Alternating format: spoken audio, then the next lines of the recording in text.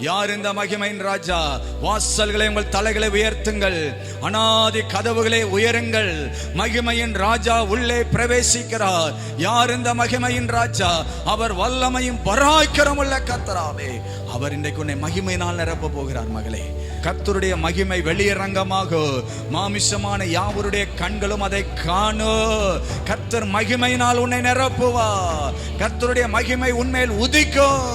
உன்னை அசட்டை பண்ணினவர்கள் உன் காலடியில வந்து உன்னை பணிந்து கொள்ளுவார்கள். உன்னை அசட்டை பண்ணி கொண்டு இருக்கிறாங்களா? ஏளனமா நினைக்கிறாங்களா? உன்னை அற்பமா நினைக்கிறாங்களா? கர்த்தர் உன்னதத்துல உயரத்துல உன்னை உட்கார வைத்து உன்னை மேன்மைப்படுத்த போகிறார். அழிவும் நாசமும் எல்லையில கேட்கப்படாது. பிரச்சனை எல்லாம் உன்னை விட்டு ஓடி போயிடும்.